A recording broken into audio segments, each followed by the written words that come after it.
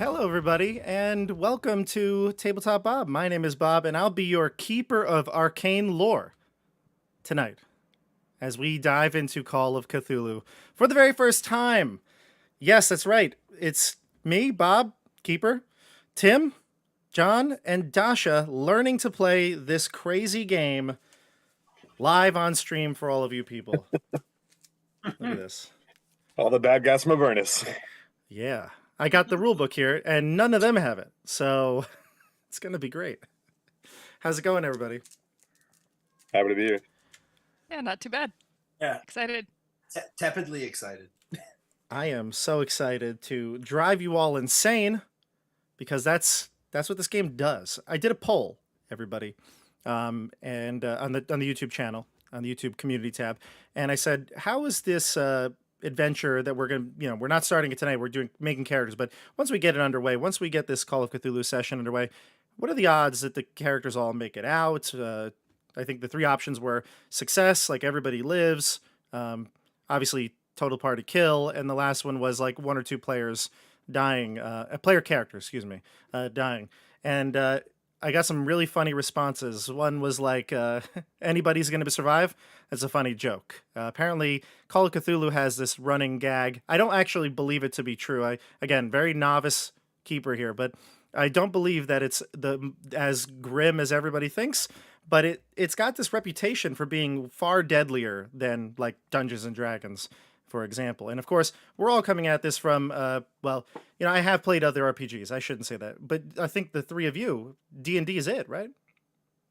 Yeah. Okay. Yeah, All right. pretty much. Yeah, I've done a lot in D&D, so. I played Monsters of the Week and a few other games over the years. Oh, that's right. Yeah, you told me about that. Yes. When you were in Japan, right? Yes. Yeah. I had a very interesting monthly gaming club with a couple people who spoke English and a couple people who didn't, and it was very fun.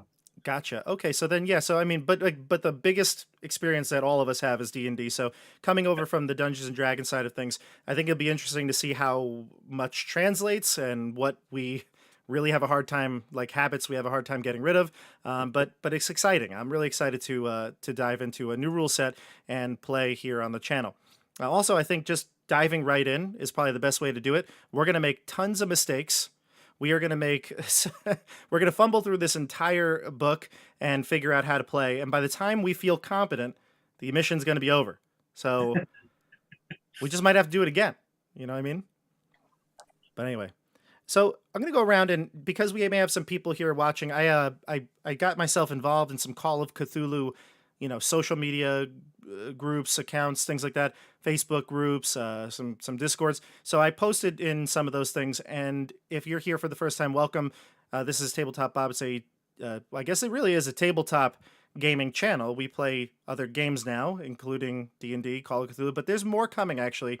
I've been, at the start of the year, I was like, my goal is to have a few more different games on the channel so that it has a little more diversity and we could cast a wider net. And plus, it's fun to play some games. So if you're here for the first time, welcome. You'll see we have a very distinct style here on the channel. And it's that we don't take too many things seriously, but we make it serious when it counts, I think, at least. So let's introduce everybody to the viewers. We'll start with John. We'll just go around. We'll go John, Dasha, Tim, and then you tell us who you are and any relevant gaming experience you've had. Go ahead, John. Hi everyone, my name's John. I played a few characters in the channel, like Kolgath, Sasori, most recently Karg, if you believe it. And Karg's always happy to have a good time. And a few other one-shots, and played mostly D&D starting a few years ago. I don't have that longitudinal of a D&D career, but I don't know, hours-wise, I feel like I'm pretty darn into it now. I don't know, like 12 hours a week I'm going to do this week.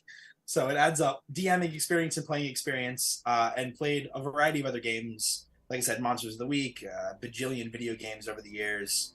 And a whole bunch of other RPGs, starting with Risk as a very young kid. So love this format. Risk, bringing it back. Oh yeah, used to put tables out in the garage with 20 friends drinking Mountain Dew on a Friday because, oh yeah. Now it's coffee or tea for me Usually, no more Mountain Dew. They made Mountain Dew with these new green cans. I'm a big fan of this new kind of green can. Wait, Yeah. that's Mountain Dew? Oh, it's not. It's beer. Sorry. Oh, I was That's like, maybe wait, ginger ale. I couldn't It's tell what green, that though. was. I could Haven't not been drinking tell. green beer. Gotcha. I have not had a Mountain Dew in a long time. I was gonna say it's been a minute. Been a minute. There was a Baja Blast once, probably about 10 years ago, and I was like, that's the end of it. I'm good. Baja Blast from the past, really. All right, Dasha, tell us about you. Hi guys, I'm Dasha. I've played a few different characters on the channel. I was with John and Tim in Descent into Avernus. I played an NPC in Icewind Dale. I just finished up playing Siggy in Wild Beyond the Witchlight. But I think most relevant experience to this one-shot will be my time playing Aurel in Supernatural 20, where we encountered some horrors and had to make a lot of sanity checks. So hopefully that will, come in handy and won't be caught too off guard by the scary things of this game. Yeah, actually, it's funny you said that. Supernatural 20. We just premiered, the next episode. I know, Dasha, you're no longer on the game, but yeah, that was kind of the basis, right? Like I was like, I wanted to have a D&D game where it was horror themed, it had some sanity, and it was kind of like our version of it. And we did a lot of one shots, which I think Call of Cthulhu lends itself really well to. So, yeah, excited to have you on as well, Tim. What's up, y'all? Welcome back to the channel, everyone. I played a series of different characters with John and Dasha in Descent to Avernus, and now we're in Keep on the Borderlands, so it's been a good time playing a bunch of different characters. Never played Call of Cthulhu. Have a little bit of experience with the Cthulhu mythos from reading, but I live every day on the brink of sanity anyway, so this will be perfect. Yes. Well, we are all educators, so... That's the lumberjacking life, yep. That's right. Really We know is. exactly what it's like to live on that brink. Yes. So, that's a perfect segue, Tim, and I couldn't have thanked you better for that, because basically I want to just overall go over what this purpose of this is, this session 0.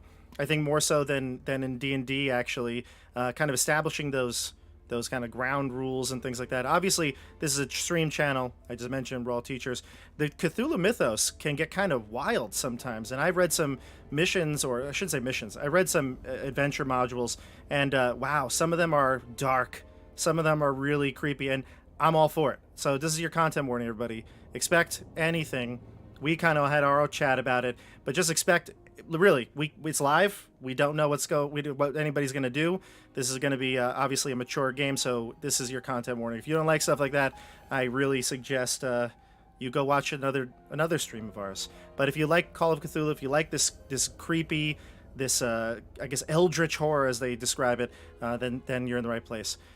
Second thing is session 0 is where we're going to create characters. As I mentioned at the intro, we have never done this before. I made a character for the other day for the first time to kind of test it out, see if I knew how to do it, see if I could teach all of you how to do it. You had the quick start rules, so you know basic things. I think most of us know the general mechanics of the game, the D100 system, trying to get successes under your skills or abilities, and so that's kind of the basics. But as we go through, the purpose is not only to for I guess in theory to make a character and learn it, it's for us to like verbalize, like kind of speak out loud, run through this process so that we kind of hear. I might say things that I've already told all of you three, and because I need to reinforce it and remind myself of the rules. So that's just how it's going to be. And if you're in the chat, not that I'm not going to check the chat, I will check it, but I think we might need to make our mistakes as we go along. At the end, though, if there's something we need to do for the next session, and kind of said this too to all three of you when we were discussing this, from session to session, however long this adventure takes, we're just going to kind of make corrections as we go. What are your thoughts? Can't wait. Yeah, it sounds good. Yeah, it sounds awesome. Yeah, and I think we definitely are going to give each other a little bit of patience with this. Unless it's Dasha and she's messing up all the time, then we'll probably kick her out. But most other conditions, we're going to be really patient with each other and try to figure things out and make sure that we're all learning the game. Because I would want to do this more on the channel. I want to really immerse myself here. I've forgotten everything I've known about Dungeons and Dragons over the last 3 or 4 days. So that should work. All right. And last thing I wanted to say is the Cthulhu mythos. If you don't know, the books by H.P. Lovecraft, the short stories that were written in the 1920s and 30s. That's kind of the groundwork for this world, I guess. But it's really more, other creations, right? People have expanded on the mythos, so it's a unique take. It's a fictional world. Things are going to happen that are, that are not of this world. And as we go through it, we tried, I think the tone that we said we're going to set is you're playing characters that believe it is truly like the real world. So they're going to react different than D&D characters and heroes. You're not going to just go in and charge. There's not going to be an obvious threat like goblins or attacking or whatever. So you're going to play your characters, I think, in a more realistic way, and that's going to be the tone set for this campaign. Think as if you're in the real world, which is very hard to do in D&D. I think very easy to do here. So that's the goal of this session 0, to kind of establish those things. All right, so let's do it. Let's talk about some character concepts. The first thing I think we talked about was how some of you immediately were like, oh God, this is what I want to do. Some of you knew right away, just an idea, not necessarily game mechanics, but an idea of who your character is going to be. And then Tim, you told me right before signing on that you figured it out. You were the one that I thought had no idea. I got it. Do you want to start us off? Because this is a revelation. Oh yeah, okay. So I had my list of notes of possible ideas written down on my phone. I was pondering back and forth between like playing essentially like Eustace from Cursed Cowardly Dog, like an old curmudgeonly farmer, or I was thinking like some kind of like Ghostbuster who didn't believe in it anyway. And I finally settled on like a Catholic priest exorcist. So. Yes. Whoa. Yeah. Yes. Okay. That's amazing. It's gonna be great. I'm still gonna be equally curmudgeonly and non-believing, but it's all God, baby. Boy. It's all God. You, me, and the higher power. Oh, wow, this might be perfect. I actually did tell the group already what the premise is, and I'm not telling them the name of the adventure or anything like that, or anything too specific. But there is one thing I'll tell all of you and the viewers, and you might. We're running something that is, from what I've read and the research that I've done. I did my library use check here, and I found that apparently the adventure that we're going to run, while it is pretty famous, famous I think is the word. I wouldn't say infamous. It's famous, and it's maybe not the best adventure to start with. Here we are. Let's do it. Listen. I found an adventure and I was like, oh, this is so cool. And when that happens, when I get that, oh my God, this is so cool moment, it doesn't matter, right? It just has to happen. I feel like my experience playing other role-playing games, I feel good about this. Okay, I know I don't know anything about this game, but I feel good about this because I was so excited for this adventure. And I think maybe this small premise that I'm going to give everybody, if you know the game, you might get it. So it takes place in 1927. So we are playing classic Cthulhu here, the 1920s. And it's going to take place in a wealthy suburban neighborhood outside of Boston. Kind of fitting to the H.P. Lovecraft setting. So it's going to take place in a wealthy suburban area, and the group is going to know each other. They're going to be established. They know each other. In fact, I told you decide what you want, but you could be family, you could be close friends, you could be, as long as you find a way to tie your characters' backgrounds together, that you are staying at either a parent or an elderly parent's house or a grandparent's house. That is what matters most. So that's, and we're gonna probably talk about this person, this kind of glue to the characters, who that person is. I'll let you even kind of somewhat create the character, or at least the concept. Okay, so that's Tim, and that's the premise. Dasha, what about you? What do you got cooking? Yeah, so I had this interesting idea. I saw the communist/radical occupation, which I thought would be funny, but I'm putting a twist on it. So my character is a young person who is that occupation and is involved in that lifestyle, but doesn't actually really understand anything about communism or Marxism or anything. So she's there for like the ideology of it and the romantic side and all that, but she doesn't really know the in-depth, I guess, details of like why people are doing this. So she's doing it partly out of rebellion, partly out of like romanticizing it. Yeah. That's great, and I love it. And I think did I text you? I texted you something about it, right? Like in the 1920 23 or 21, there was like a Red Scare in Boston, and it actually had, I think, fit in perfectly to your character. Like it could be you are kind of, maybe you weren't involved in it, you were too young, but you could have, that had an influence on you at least. Yeah, I got mixed up with that crowd somehow when I got old enough. I love it. I love it. So we'll talk more about occupations, which is basically your class or your job in this game when we get there in the character creation. John, what do you got for us? I'm going to be playing Noogle. Oh, you have a name. I do. I have a name. Oh my god. I don't know how much. Yeah, you said you like. I kind of stole my thunder a little bit when you said we were going to do that in the occupation section. Well, you could tell us your concept. Yeah. So my concept is I'm playing a speakeasy barkeep. Works perfectly for the time. Yep. Time period. Prohibition is running through, and everybody's got a drink. Everybody likes to drink. So playing a prohibition barkeep, you are kind of involved in the underworld. You're not a legal member of society doing this service. And I'm a bartender, but some connections to some of that underworld. Okay, I mean I'm thrilled. I think all these 3 of these character concepts work. Honestly, like I said, if it's a real person, I mean these are all real people. There are priests, there are communists, and there are barkeeps. So this is all going to work. Like there's no concept that really couldn't work. We're not picking like you're not the paladin, right? Even though Tim, you're a priest, you're not a cleric, right? You don't heal. You're not the healer. You know what I mean? Not with that attitude. Tim only plays clerics on this channel, I'm pretty sure. Christopher MacLeod already brought it up in the chat. He's like, "Oh, Tim playing a cleric again," and I was like, "Well, they said I couldn't be a wizard, so here we are." But you know what I mean? Like think about it, right? Like do you think that the priest at your local church is gonna be the one to administer first aid if something happens? Like probably not, right? Like they're not the healer in this game. So it's just a different way of thinking about the game. Father Ralph I grew up with was a Vietnam medic. I'm pretty sure. Okay. But see, that is actually awesome because there are ways to get skills within your occupation, but then everybody gets personal skills too. And so if you were like, oh, I was in the military for a time, well, then maybe you do have, use firearm. And that would be one of the things that you specialize in.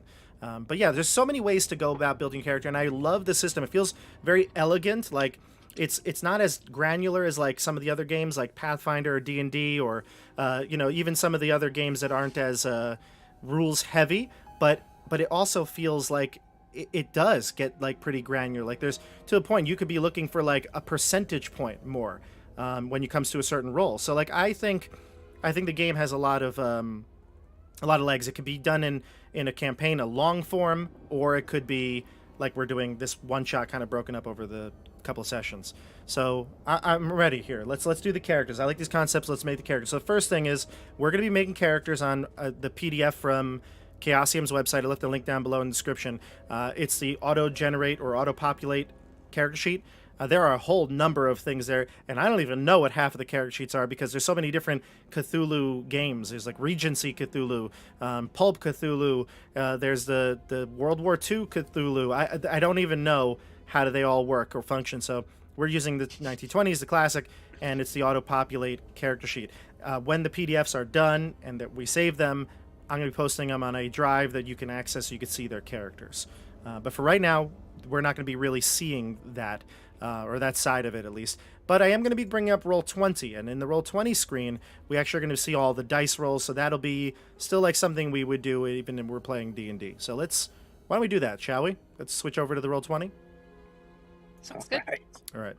So first things first is when you're playing Call of Cthulhu, and the Keeper's Manual, which you don't have, but every piece of advice I've kind of seen when it comes to making characters is try to get out of that D&D mindset or that optimizer mindset, because it's so hard to optimize a character because you're just people. So you don't know what skill is going to actually be very useful. And to be honest, you're probably just going to be useful at something you do to make money, right? Whatever your job is, that's the thing you're going to be useful at. So you're going to be a librarian, but, you're not necessarily being like, yeah, I'm a librarian, but I am also like a marksman, a survivalist. I mean, maybe you are. And if that's a concept you have, great. But the concept comes first. So we all shared our concept, and now as we roll these stats, we're going to see how they fit into that concept and how it might alter it. The first thing you need to do is you need to get 3d6 ready. So the game does the stats based on a 1 through 100 system, and there are 8 characteristics, and they are determined in different ways. The first one is strength, and that's done by rolling 3d6 and multiplying it by 5. So right now, all 3 of you can roll your d6. I'm going to go to each one of you, and you're going to tell us what your result is. That way, if you're listening to this rather than just watching, you can hear it as well. I see a lot of green numbers, which means you are on fire. We have a strong group here. Wow, look at us. Oh, dear. All right, so let's go. Tim, what'd you get? I got a 6, 4, and a 6, so a total of 16. So times 5 gives you 80. an 80. So put 80 down for strength. Thank you, sir. Yep. And when you do that, it's going to auto-populate. I'm actually just going to put the character sheet up here for a second. So here's a blank character sheet, everybody. And if you're watching at home, I'm just zooming in on the character sheet characteristics. So if you put an 80 in strength, just to illustrate, it's gonna auto-populate your half and your fifth score.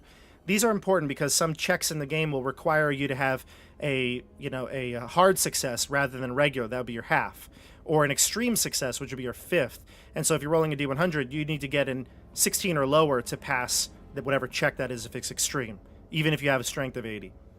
And that's basically the basic mechanic of the game, is rolling a d100 and getting under your stat roll. I believe it's equal to or under your stat roll. So 16, even for someone who's really strong, that's going to be challenging. Yeah, so that's the character sheet here. Why don't we go back here, and John, what'd you roll?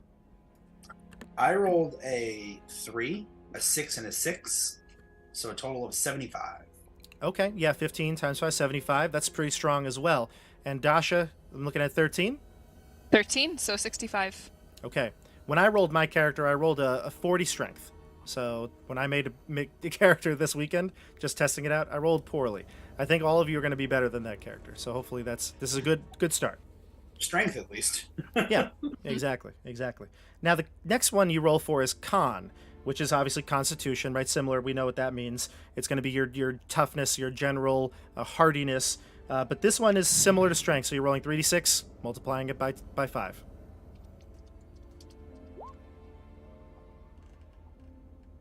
Ooh. Not great. We're not as hardy. Seemed like a more important stat all of a sudden. Yeah. Oh, jeez, there goes the hot rolls. All right, so what do we got, Tim? I got a 6. A 6. Okay, so that would be a 30. Yes, sir. All right, John? I got a 45. But remember, so what I think 45 or 50 is average, right? I think if you rolled a 10, that's the average. So yeah, you're just under the average. It's actually not too bad. Dasha, what'd you get? I rolled 11, so 55. That's great. So Dasha, you're doing great so far, and that makes sense, right? You rolled. It's averaging out. Dasha rolled the worst on the strength, but the best on the con, and it's going good. All right, so now the next one is a little different. For the next one, you're rolling size. And size is basically a determination of literally how physically big, tall, wide you are. All right? And with this roll, they actually want you to be they don't want you to be, I shouldn't say they don't want you to be. The book basically wants you to have at least a comparable size to human size. So what you're going to do is you're going to roll 2d6 and add 6 before multiplying. So it's kind of like getting an automatic 6 on one of those dice. Basically, so it prevents people from being small as like a house cat or something, like if you were to roll 3 1s. Okay, just to give you an example here. So go ahead and roll 2d6, add 6 to it, and then multiply. Oh, Dasha, you're huge. How am I? I need to change my character concept. Switched. What is happening? You're a monster. So add 6 and then multiply by 2? Yeah, multiply by 5. Oh, by 5. So it's a And 16 for you, Dasha? Yeah, so 80. 80 size. That's good. Yeah. They do have a little chart here that tells you what this means, what the numbers mean. And so for size, like I said, with strength, the 50 is the average. 50 is the average on all of these, right? So 50 is average. None of you crack 90, right? No. So like for strength, it just says you're, average human strength. For constitution, similarly, average healthy human is 50. So John, you're in the weak health, prone to bouts of illness, and great propensity for feeling pain. Okay. I think, Tim, you might be in that category too. But again, up to 50, 15 to 50 is that. And then 50 or higher is average health. So for size, though, it gets a bit more granular here. Like 1 is a newborn baby. Okay? So for an 80, Dasha, an 80 or 85? Oh my god. What'd you get, an 80? 80, yeah. 80 means that you are very tall, strongly built, or possibly obese. Okay. Yeah.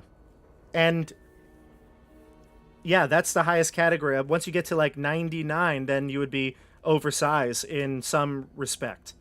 But for example, like a horse would be 150 in terms of size. The heaviest human ever recorded at 14,000 pounds would be 180.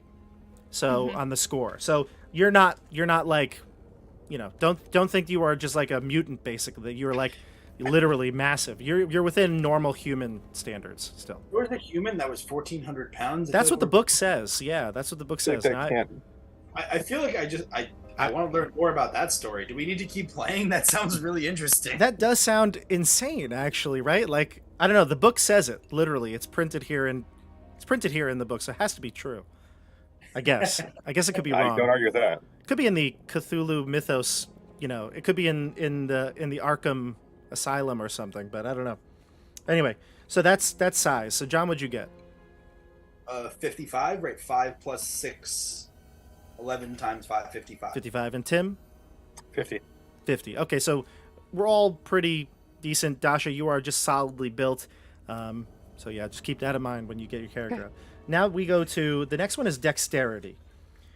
Dexterity is just like what you think from D&D. It's your agility, quickness, flexibility, that sort of stuff. This one you're going to be rolling standard 3d6 again and multiplying by 5. Ugh. Dasha is a monster.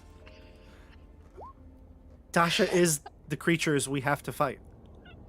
That's why you're an anarchist, because you can beat everything up you've ever met before. Literally kill everything. Oh my god. All right, so John, we see an 11, so is that under 55 for you? That's another 55 for dexterity, yep. Dasha? That is a 70. Okay. 70, that's strong. That's very good. And Tim? 50? 50. Okay. That works. I'm seeing these coming together here. I'm seeing it come together. The next one is a fun one here. Appearance. You're going to roll 3d6 and multiply by 5. There we go. Now we're getting hot rolls. So I feel like this is going to be the one where I fail. This is going to be the one where I fail. I'm Oh, weak, no! but handsome. That's what I got going for me. John I'm looks weak. good. John looks good. So, okay, so that worked out really well for you. John, why don't you tell us what you got? I rolled a 14. So 14 times 5 is 70.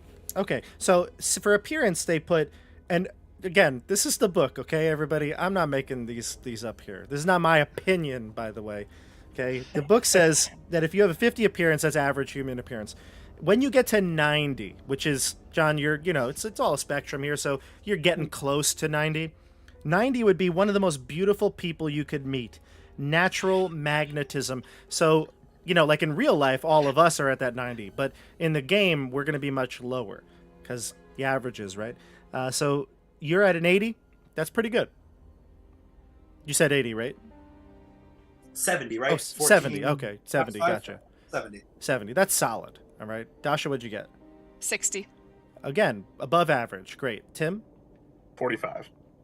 Right there. You're right there, Tim. So you fall into the ugly, possibly disfigured Priest. due to injury or at birth. I've got it. It's all coming together in my head. I got it. Don't worry.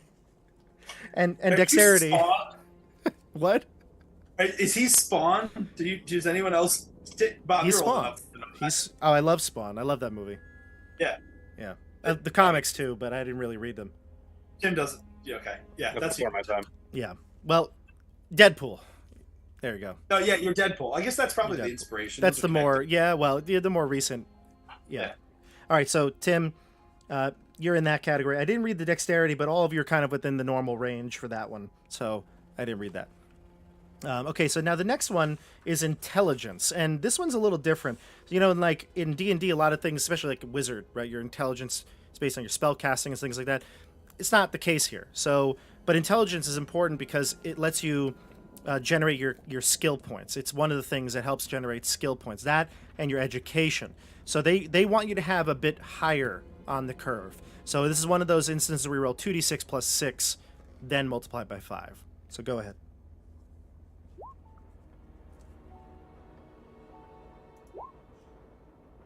What do we got? Oof, there we go. Okay.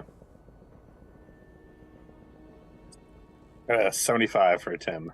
Okay, 75. So that's really good. That's a high intelligence. What did you get, Dasha? 70. Okay, that's also still really high. That's Dasha's great. a monster. I got an 80. Oh my god, that's really good. You guys are Smartest really group in the smart. world. Yeah. So 6, 4, 6. Yeah, 80. So I just want to let you know, the book had an optional rule at the end of this chapter about making characters. It was basically like, you know, maybe you want to limit and not let anybody's character go above a 70. But we are well above 70 in some cases. So we'll see how this runs. See how this works. Also, things to talk about for intelligence. So it's good to have a higher intelligence, as you know, I told you skills, but there's a downside to a lot of these as well. Like size has some benefits, obviously. Depending on your size, if there's certain combat maneuvers like grappling that you're going to be better at if you're bigger, and then vice versa, it's going to affect your speed. Like your movement might be slower because your size is so big. You know, think of it like Shaquille O'Neal or somebody who's, you know, a big NBA player, big man sort of NBA player. They don't have that quickness, right, when they want to just go. So there's some downsides to a lot of these, and that's one of the things I loved about the character creation process here is you could be like, yeah, give me great stats, but then there might be downsides to it. And intelligence is one of my favorite kind of two sides of the coin here. Basically what happens is with intelligence, you're really smart, get lots of great skills, but when it comes to rolling sanity checks, if you fail a sanity check, you have to make basically you have to make an intelligence check afterwards, basically to confirm that what you just witnessed really happened. And so dumb characters with low intelligence are actually better. It's because you want to fail this check. You actually want to fail your intelligence check when you fail sanity. So when all of you smart nerds go to encounter the Cthulhu monsters, you're going to realize that what you are seeing is what it is, and you will be suffering the horrors before you. So I'm very excited about this roll. All right, so now we go to power. This is basically your willpower. It's like this is what you would roll when you make a sanity check. Roll 3d6 and multiply by 5.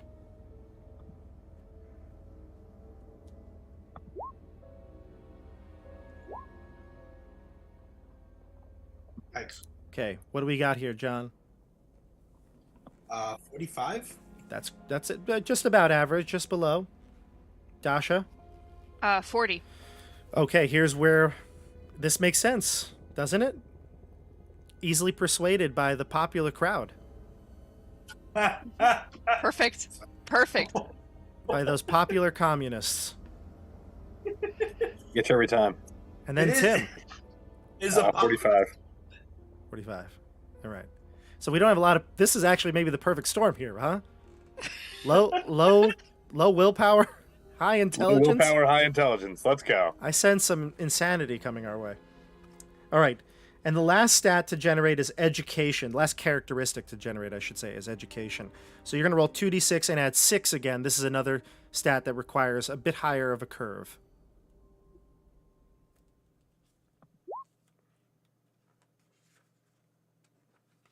What do we got? Let's see, 9 plus 6.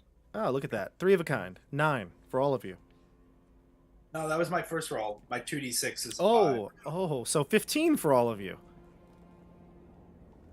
Gotcha, right? 15? Yeah. Okay. Wait, no, John's is lower. John's is 11. I rolled an 11. Oh, yeah, I see. Oh, sorry. Yes, I was looking at the one above it. Yeah, yeah. Okay, so yeah, John, you rolled an 11. Dasha and Tim, you both rolled 9, so that means your totals are going to be higher. What's the total now, Dasha? 75. 75. Okay, that's pretty high. And Tim? Same thing, 75. And John? 55. I'm sorry. This was for what I was reading. Education. All Education. right, So cool. just to go through a couple of the ones we didn't talk about. So intelligence, most of you got pretty high there, right? But 90s where it goes from average to quick-witted, probably able to comprehend multiple languages and theorems. Genius level, Einstein, Da Vinci, Tesla, that would be 99, okay? And then education, which kind of ties into that, 60 is a high school graduate. So John, with a 55, you just missed out. All right, maybe you dropped out senior year or something. Makes perfect sense though to me. I think so too. With the barkeep, you're basically a criminal too. You said that kind of suited you, so maybe this works. The barkeep gets a -2 education. Should I deal with that later? Yeah, we'll deal with that later. Yeah, let's pause there. Education for the two of you. What was it? What'd you say it was a 75? 75. Okay, college graduate is 70. Bachelor, like a bachelor's degree. But I also could assume that that wouldn't be like you have the level of knowledge, not necessarily that you went to school. You know what I mean? Yeah. So, although Dasha, if your character was maybe still in college or something, this is taking place like in the summer, so it might be in between sessions. You know, there's a little school down the road called Harvard. It's where everyone learns their anarchy tendencies. That's what I read. Perfect. True. I'll say, could I say I'm a freshman at Harvard? Yeah, I think so. If that's what you want to be. Sounds Yeah. good. Mhm. Yeah. But you even at Harvard, you're just so advanced. That's how you got it. I mean, you were just a, you know, you're young and you already have the knowledge of a bachelor's degree. Ooh. Isn't it Harvard? Not At that Harvard, you're so advanced. that You accent. like apples. That, what? How about these apples? I didn't catch that one. Goodwill Hunting reference. Yeah, Sorry. yeah, I didn't catch that one at first. All right. So power is the last one that we rolled. One of the ones we didn't talk about, and most of you are right about 45, right? Lower than 45. Yeah. So I that's think I was averages. lower, Yeah, so average is 50. The one below that is weak-willed, easily dominated, but those greater intellect or willpower. So, you know, ultimately, you can role play it how you want. You're close to the normal, you know, with all of them. So, I think these characters come out really well so far. So I'm just going to go back to the character sheet and show what this means. So you've filled in these 8 characteristics here: strength, con, size, power, appearance, education, intelligence, all those things. And then on the right-hand side, some of these things would have auto-generated for you. Did that happen with everybody? Hit Yes. magic points. Yep. Just to show a bit of example here, I'm going to put in some characteristics just so people can see. All right. So we've got what looks like a character that could have been rolled up here. All right. And hit points will get generated automatically. And these are what's called derived stats. Derived stats basically just are going to be based on what you have already. So some of the ones that came up here would be like hit points. They're equal to your size and your constitution divided by 10, rounding down. So size would be, for this character, 70 and con 60, 130. So there you go, 13. Would that make sense? Dasha, what's your hit points at? Must be 13. high. It's 13. 13, okay. Gotcha. What was your con? Wasn't it high as well? My con was 55. Ah, okay. And your size was 75. 80. 80, okay. Gotcha. And what about you, Tim? 8. 8? 8. You have 8 hit points? I'm telling you, I have 8 hit points. I had 50 size and 30 con. I am small and weak. Sorry about that, Father. It happens to the best of us, you know? Yeah. Well, you've got God on your side, so you're okay. You'll be all right. I'll make it John, through. what do you got? 10 hit points. Okay. 9 magic points. Okay. Yep. And so magic points is 1/5 of your power. You will not need magic points for this scenario. Magic points would be like in a longer form campaign. Or I guess it doesn't have to be a longer form campaign, but if you have characters that have no experience to the Cthulhu mythos, like you haven't encountered Cthulhu basically, then you wouldn't know anything about it, right? So there's no way you'd have access to magic. But if you found a ancient tome that discussed some rituals and spells, then you would start using your magic points once you kind of unlock that. The next one is your sanity. Sorry, not sanity. Yes, sanity. Sanity just straight up equals your power characteristics. I'm not sure why that didn't automatically give it to you there, but your starting and your current would be just whatever your power is. So what's that for all of you? 45. Plug that in. Yeah, you could plug it in. 20. 40. 40. Oh, I know why it didn't do it, because that will change throughout the game. So it's probably something that you're going to want to have there. Actually, I guess the starting should be the same, but I don't know. Didn't do it. So go ahead, write your sanity in there for your starting and your current. And then the last derived stats are luck. So here's how luck is determined. Luck is it's a different sort of characteristic. It's a resource, a pool that you use throughout the game. Like any other thing here, like if you want to use a strength check, like even in D&D or other RPGs, you want to lift up something that's really heavy, or whatever you've got to do. If you had to use strength for something, you're going to roll a strength check. You roll a D100, and if it gets under your regular, it's a success. If it's needed a hard success, it's a 40. An extreme, it's the 5th. It's the 16 in this scenario here. But for luck, things could happen where I'm like, all right, you know what? Would you have brought that with you? I don't know if you would have brought that with you. If you said, is there something nearby me that I need to, can I find this nearby me? And, sometimes you'd ask that to the DM, is there something I can use nearby me? And they'd say, yeah, sure, go ahead. Or they'd be like, no, I'm so sorry. And you'd feel like, really? There's not going to be a chair in the dining room that I could use to hit somebody with? Instead of me having to make that decision, I could say, make a luck roll. And if you make the luck roll, if you succeed and get under the luck, it's a success, right? You do have that thing you might have needed. It's not like a free-for-all, though. You can't be like, all right, can we kill this guy? Can I get a luck roll? No, it's more like situational. And the DM has to, or the keeper has to call for it, have to let you know that it's happening. But there are some things that luck rolls would be used for, but there's a second purpose for luck, and this is what I really love about this mechanic, is that you could spend your luck points. So if you roll, a firearms check or whatever it is, drive auto, whatever the skill is, you can actually spend luck points to make it a success. Because in this game, I tell you what you need. I say, okay, Dasha, you need a hard success to do this. It's a very challenging thing you're trying to do. And let's say you roll just 10 points shy of what you needed. You could spend 10 of your luck and then succeed on it automatically. But then your luck is lower, right? Your luck gets depleted. And then what's going to happen is at the end of sessions, we'll roll to see if we improve our luck. Rolling over your luck, failing your check, would give you some more luck points. And that's how the game works with luck. So you use luck as a resource, a pool, and then otherwise, it could be used for certain rolls, but you're depleting it as you go. Thoughts on luck? And you can roll yours as well. What do we roll? 3d6 times 5. Okay. Boy. And then what are your thoughts on this mechanic? This idea that you could spend luck to just auto pass, do things. That would be funny. It's a limited resource, so it kind of actually functions, reminding me of D&D and luck feat or luck points. Mm-hmm. Yeah. Roll again or spend inspiration. Yes.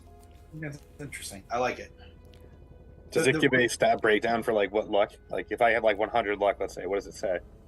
So there is no what the numbers mean for luck, because I think it is self-explanatory. If you have 70 luck, that means things just kind of fall in place for you, right? Should be gambling, yeah. But then at the same time too, if you start burning that luck to make skills, you're then not going to be as lucky, right? You're just not going to have that when you need that roll of a luck check, you're not going to have it if you've been using those resources on other things. So it's a bit of a double-edged sword here, right? It could be great in some instances when you really need to hit something or you're trying to kill a monster, but then you might not just have that luck around when you need it. There's also some things you can't. Sorry, say it again. I had a question. No, whenever you're done. I was gonna say there's just one of you can't use luck on some things. Luck can't be used on sanity checks if I'm not mistaken. Attack rolls No, And it can be used on attack rolls. It can. Oh. Yeah. And in fact, there's some really good uses of it. Like you can spend a lot of luck if you really needed to have something that be like a critical hit, which is an extreme, getting like either a natural 1 is a success, like a critical hit. It's the best roll in the game, a natural 1. Or if you're proficient in a skill, which means you're like at 50% or more, if you get within 96, no, 1 I think is always the best. You need, no, I could be wrong. I'll look it up later, but it could be like within 4% of 1. Like under 5% is also a extreme success. I'm looking here on my diagrams. I have the keeper's screen, and sometimes things like that are put here. But extreme, yeah. Yeah, I don't know. I'm going to have to look that one up. But it's like rolling a nat 1 is like rolling a nat 20, essentially. And you could actually spend your luck to get there, which is kind of cool if you really need that critical hit. All right, so now we've got our main stats derived here. The next step in generating characters. We want to say our luck points. Oh, I thought we did. Not bad. My bad. Go ahead. I rolled an 80. I'm feeling real good. Feeling real lucky. Yeah, that's pretty 55. good. I'm averagely lucky. 50 for me. Okay. I'm just calling it now. I think all your characters are pretty good. Like they're above average mostly. Maybe Tim's not, but you're right there, Tim. You're right on the average, I think. They all kind of work together. I'll make it work. Yeah, God will average it out for you. That's it. I hope so. There are a couple of little attributes that I want to just touch on here. I don't want to go too much into them because we'll really touch on them more when we play. But your when we get to like your attacks and things like that, and I'll bring up the character sheet down below, you'll already see your move has been established for you, your build has been established for you, and your damage bonus has been established for you. It's on the bottom right of the first page. Basically, your move is determined by if your strength and dex are each less than your size, your movement is 7.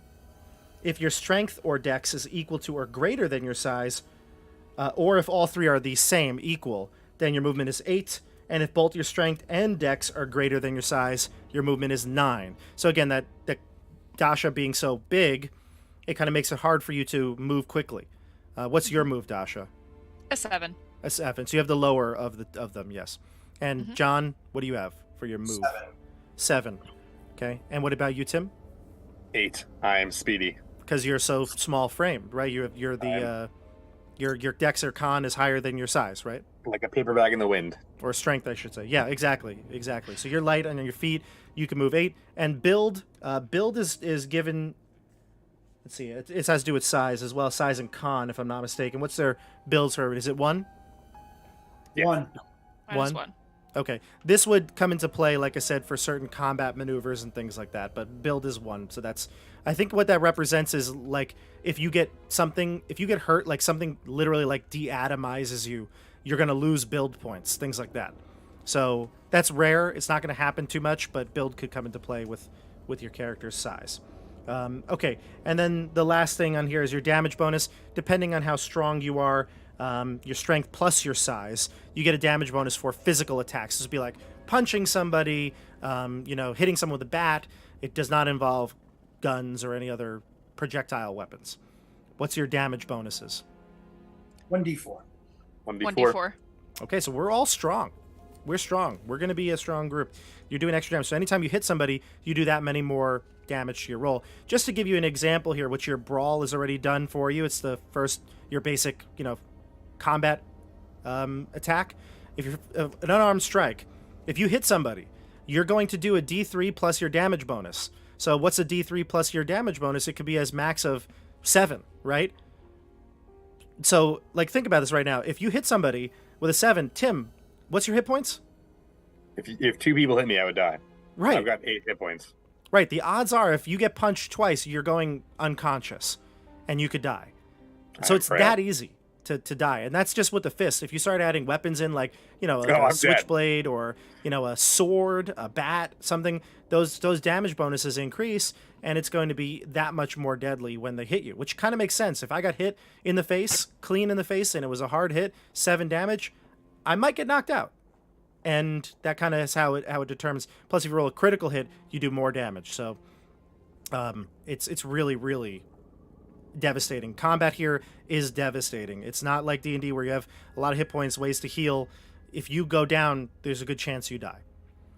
Okay, so now we go to the next part, which is the skills and your occupation.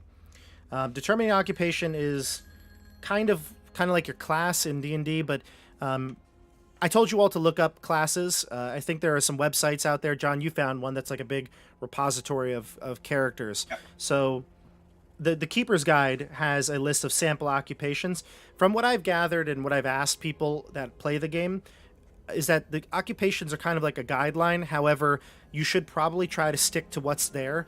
There's basically I'll give you an example. Here's one that's a classic Lovecraftian one, a librarian. Okay, librarians get certain skills that are applicable to them, like accounting, library use, languages, including English as well as a different language, and up to 4 other skills that could be based on reading in the library, basically.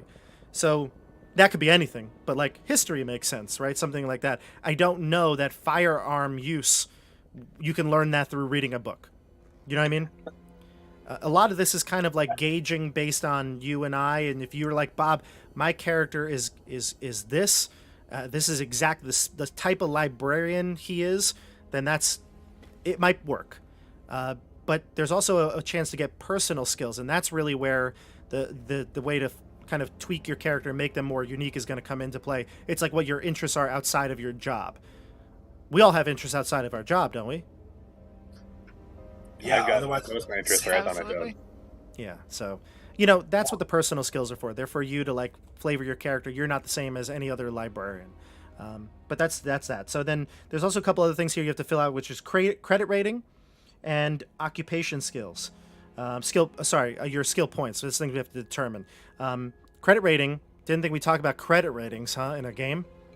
But it's too real, Bob. I don't want to play anymore.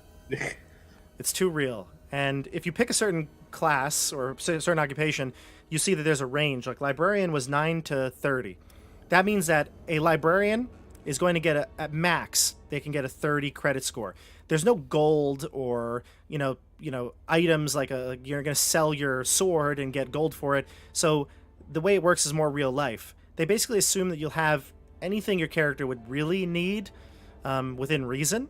And then anytime you want to make a purchase for something that's not a common thing, you might have to make a credit rating score check to see if you can afford it. If you're going to buy a car, you'd make a credit rating check. And if you get under your 30, if you gave yourself a 30, then that's how you could afford the car. It's not going to be something where we're like keeping track of mortgage payments and things like that. But it's just a little bit more of a hand-waved idea, but also some sort of nuance to it rather than saying I have 150 gold pieces. So when you pick your character, you're going to have to give yourself a credit score. The skill points that you have to take it from those. So you might be like, oh, great, I want to give myself a 30, max it out, my credit rating. But you're then taking that away from your occupation skill points that you can assign. So you'll figure it out. There's also one other thing I want to say before we generate the skill points, is that every skill, and I'm going to zoom in real good here, every skill has what's called a baseline for their total. So like, for example, let's just pick one that's really easy to understand, jump, okay? Everybody, no matter who you are, trained or not, you get a 20% baseline in jump. So Dasha, if your character's pretty athletic, let's say maybe you're tall, you play basketball, maybe that's something you're really good at, you might say, oh, I need to be able to jump really well. Well, everybody can jump at least at 20. If you add skill points to jump, you start at 20. So if you add 20 more, you go to 40. If you add 60 more, you're going to be at 80. You see what I'm saying? So you don't have to bring it up from 0 all the time. Now, some of them are really low. Like, for example, credit rating is 0. It starts at 0. So if your character is a librarian, you need to spend 9 at a minimum.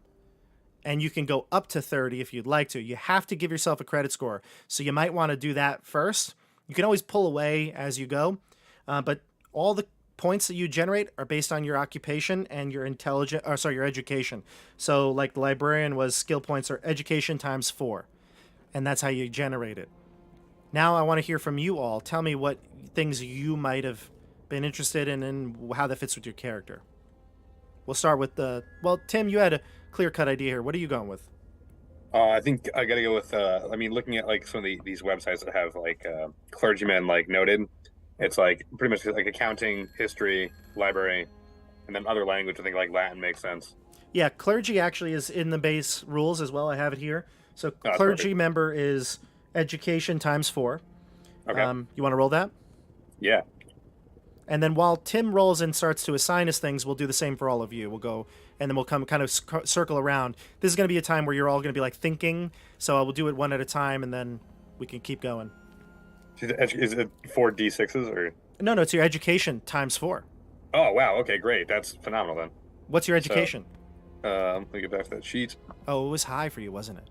It was pretty average. Oh, it was pretty high. 75. All right, so 75 times 4, that's 300? 300. All Yeah. right. So you get 300 occupation skill points. You have to spend them in accounting, history, library use, listen, other language, other personal skill, and intimidate, fast talk, charm, persuade. Man, priests are good at all those things, aren't they? Charm, fast talk, intimidate, persuade. Persuade for sure. So. And Yeah, psychology and any one other skill. All right. Okay, great. Also, one thing to note: your own language, you have to pick it. So Yep. if your own language is English, you get whatever your education is to start. All right, everybody gets that. There's no like, you choose. It's you get that language at whatever you are. All right, so you start thinking about where you want to assign those, Tim. John, let's go to you. What are you thinking for occupation? So my occupation, I'm thinking bartender. Bartender. Okay, and that's I don't have that in the base game. Is that something from online you found? Yes, I did. So it's. I mean, I can send it in the chat. Sure. You can read it out to me though. Sure. The way this is displayed, it starts with income, which says upper, lower to lower middle. Does it have a credit rating there? No, it doesn't. So it says upper lower class to lower middle class. Okay. Maybe this is something that's like I don't know where it's from, but trying to think, is there anything here? There's a couple things here that might, in the base one, if you want, I know bartender makes perfect sense, but if you wanted to take something from the core book, I think things that might work would be either like drifter, which doesn't seem exactly right, but again, skills could be similar. Maybe do... No, that doesn't make sense. That doesn't make sense. Let's see. We talked a little bit. You know what I'm thinking, so I trust what you're gonna say. Yeah. I don't see something that's just like criminal. Like that's what I would be hoping for.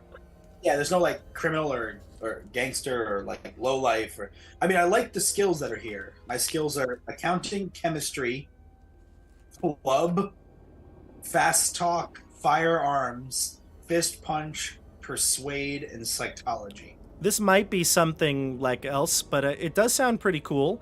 I'm fine with you doing it. Just make sure that you're allocating the skills to things that are like brawl is the, instead of fist, whatever it said there, it's brawl. It should be brawl equivalent in this character sheet. But go ahead, you can do that. You can assign those points. And is it education times 4 as well? Education -2. -2? That's what I have here. So then it would be like I rolled, but yeah. Yes, I'm saying so.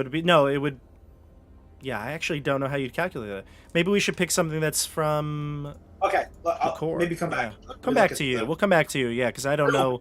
Sorry. No, it's okay. I just realized it was so different. It's like this big Call of Cthulhu. It's like Obsidian Portals, Call of Cthulhu, like wiki. It could be like some homebrew stuff. That might be what it is, and I don't know what all those modifiers would mean. So if you know in the chat, let me know. Maybe there's a version of Cthulhu they work with. Dasha, what do you got? I'm gonna have the same issue as John because I got mine from the same source as John, where it doesn't really give any of those. It says income, generally a non-profit enterprise, contacts, other radicals, artists, writers, unions. I'm thinking maybe I should go with, is there something like student? If we're going the Harvard route, she could still be like that, like got indoctrinated into that, communist ideology, but since we talked about her going to Harvard, is there anything like a student in the core? Actually, Rules? by the way, John, I do see criminal straight up in here as well. That makes sense. Criminal is here. I missed it before. And yes, Dasha, there definitely is. There is something like that. Let me see if I can find it here. There's professor, which I know is not, you're a student still, but you're a gifted student. Maybe we could just use the professor as a all these are templates, basically. So even if you take the professor template, doesn't mean you are a professor. It just means that you are good with those types of profession skills.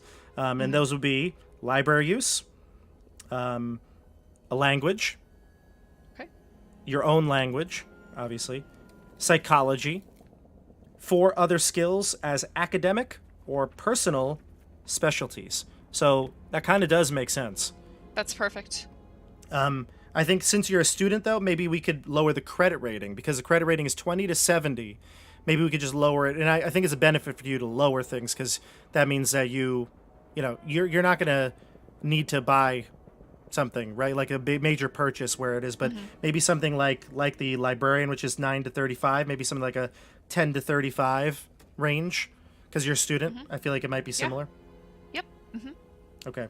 So Okay, let's do so that. is it education based as well? For professor, yeah, it's education times 4. Okay, so what was my education? 75 times 4. So Okay, same that's as not too bad. Tim. Yeah. Yeah. So 300 points to spend in that. And look up professor occupation. That'll give you it all. Okay, I'll look into All right. that. And John, if you're okay with criminal basically says you get 1 interpersonal skill like charm, fast talk, intimidate, persuade, psychology, spot hidden, stealth, plus 4 specialisms with the following list. And that would be appraise, disguise, fighting, firearms, locksmith, mechanical repair, sleight of hand. I mean, this seems like you anyway. Yeah, it seems good. Every place I look to get the investigator's handbook is costing money, so Yeah, and we want to go through the proper channels, of course. No pirating here on the stream. I do want to use your book. So that criminal sounds great. Yeah, criminal, and it's credit rating 5 to 65, so you could be as poor or as pretty wealthy as you wanted to be. Occupation skills, here's how you generate yours, though. It's education times 2, plus either your dexterity times 2 or your strength times 2. So that's a little more unique in how you generate it. Yeah. So One more time slowly. it's education times 2, Yeah, so that's 110. and then either your dex or strength times 2. Which one's better? Strength, right? Strength is 75, so that'd be much better. So 150. So you're going to get a total of 260 in terms of points? So it's 55 plus 160, is that what you're saying? Or no, 110 plus 110 and 160? Yeah. No, 110 and 150. Yeah, so 260 is your total skill points you could spend. All right? Damn. So you're spending your skill points. Everybody's spending their points. I'll give you some time to still do that, but bring up the character sheet, like some of the things we talked about here, like firearms. That came up quite a bit in a lot of the lists. Firearms is, as you would expect, right? Rifles, shotguns, things like that.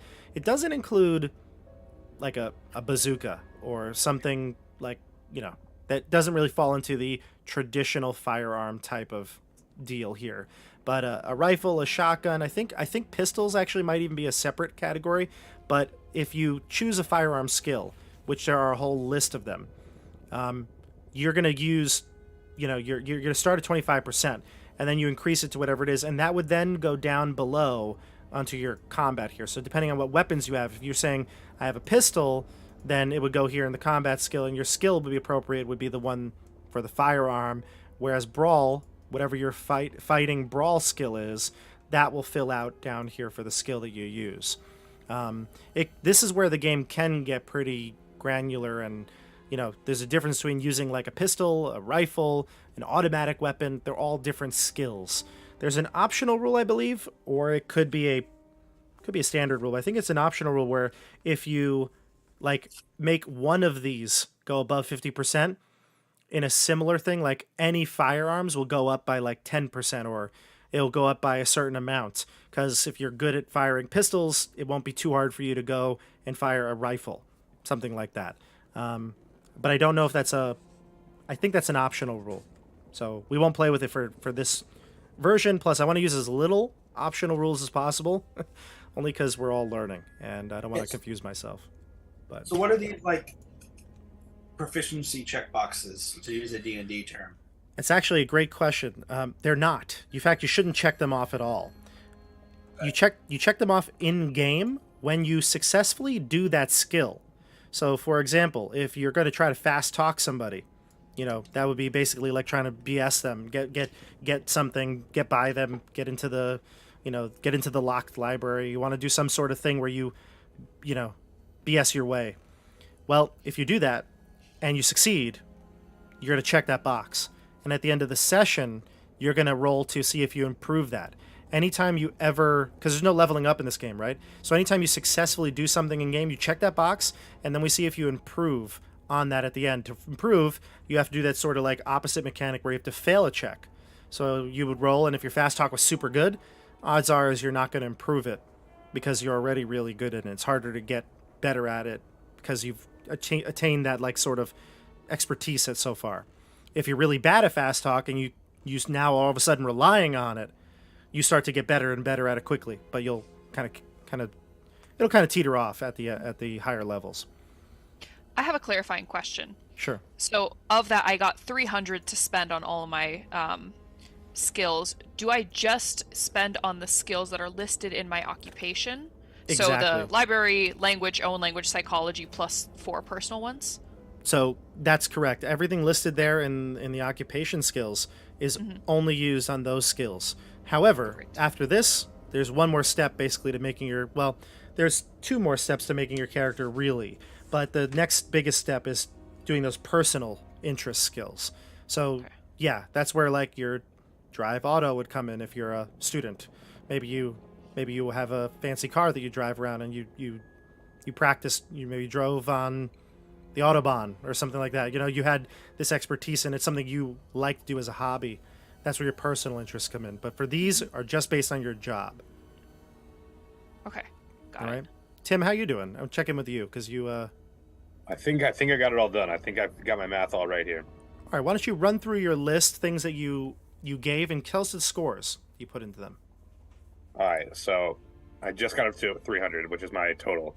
So it was originally that education 75 times 5 for 300. So in accounting, I got 25. Times 4. So 75 times 4 is still 300. I'm sorry. maybe you need to put a couple more into the accounting.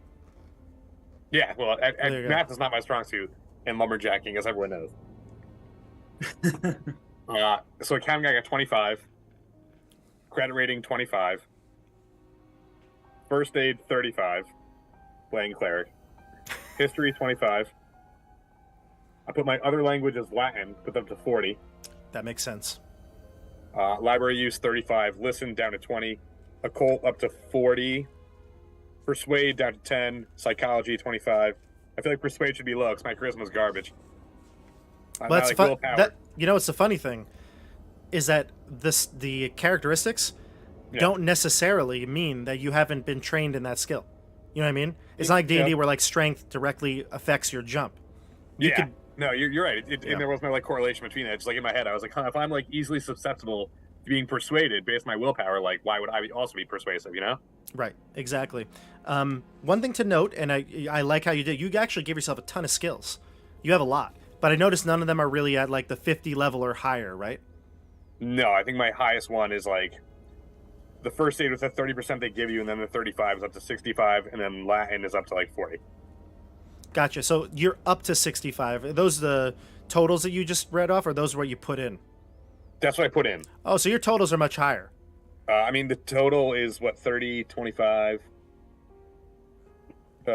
65, 30, 41, 55 in library. I should probably lower some of these on. No, that's actually good because what I was going to say is if you get to 50%, it kind of means that you're proficient in the thing you're doing. If you get to 50%, what that gives you is if you were to roll a 96 or higher, it would be what's considered a fumble. They call it a fumble in the game. That's actually the term they use, fumble. That's terrible. Be like rolling a 1 in D&D, a nat 1, critical failure. So if you roll a 96 or higher, you get a fumble. But if you're proficient in a skill, if you get to that 50 level mark or higher, You actually only fail on a natural 100. So just something to think about, everybody. If you're like, put 49 points into this skill. Yeah. So it makes your critical fail to a 1% chance instead of a 5%. So I've got a question for you then. Here's what I'm thinking, right?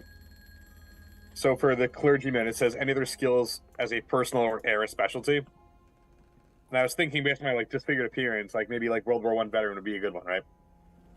But based on that, I should have some proficiency in firearms. Should I take from this pool for that, or should I wait until the next pool? Would your character have been in World War I, you're saying? That's what I'm thinking, yeah. That's actually really cool, and I think the era that we're playing in, that's a very possible thing that you could have been a soldier. So you can do that. Okay. Firearms could be something you improve. You also are going to get personal interest skills, right? So you could use it there if you don't want to use it with your other skills or whatever. It's up to you. Got it. It's up to you. I'll use it now. I think that kind of balances out my sheet nicely. As far as I don't know what I'm doing, but it seems I like the way it goes. Okay, I like it too then. All right, and Dasha, what are we looking at here? I'm still doing the math. So while Dasha's still doing the math, Yeah. Bob, I'm struggling to find any place where you got those basic skills again. Could you just tell me which skills I'm allowed to put this in? Oh, yeah, sorry. You wanted the criminal. If you were to try to find the criminal in some sort of... Yeah, looking online, I mean, Sure. again, I'm not trying to too deep again, but Okay. I'll tell you what they mean. Games is the only one that made sense. Okay, I'll tell you what they mean, yeah. So for criminal, I had it right here. There we go. I think I'm just going to order the book. But at this point, I'm really curious. I should have done that a while ago. I'm liking it, so I think I want the book. Criminal is credit rating 5 to 65. Yep. Your skills are charm. You get one interpersonal skill, so you might want to group these together. Charm, fast talk, intimidate, persuade. That's one of those. Then you get... One of those. Yep. Then you can also choose psychology, spot hidden, stealth, and then another grouping of 4 specialisms from the following list. 4. Okay. Here's the list: appraise, disguise, fighting. So that'd be one of the type of fighting things. Firearms, one of the type of firearms. Locksmith, mechanical repair, and sleight of hand. Damn. Can you send me a picture of that? I got almost all of it. Yeah, I can say. Actually, why didn't I do that? Yeah. I don't want to make you repeat it to be boring. Nah, I can do that. I got down to appraise pretty good, and then from there, I started struggling. Thank you. Does anybody else need me to send them theirs? Could you send me mine just to make sure I am seeing the same thing online that I found? All right. So, Tim, you're going World War I, huh? That's what I'm thinking. I think it kind of lends itself to it between the poor constitution, right? I can be like, oh, it was a terrible mustard gas attack, and I'm prone to bouts of sickness and lung issues. I'm not terribly attractive. Maybe it's some kind of disfiguring from the conflict. Ooh. Yeah. Do you have consumption? I might. It's the black lung, pa. Oh. I love it. I could see this character coming to life. Yeah, no, I'm thinking of a name, a backstory. I'm in my head. I'm already there. All right, so I sent you those. So while you're figuring that last skills out, I'm going to go over personal skills, because then you can kind of lump these in together. So with personal skills, they're ones that you can use pretty much to go on anything, right? These are the ones you can pick, the strange ones, the ones that you don't see on your list that you might be like, yeah, my character would be good at that. And here they are.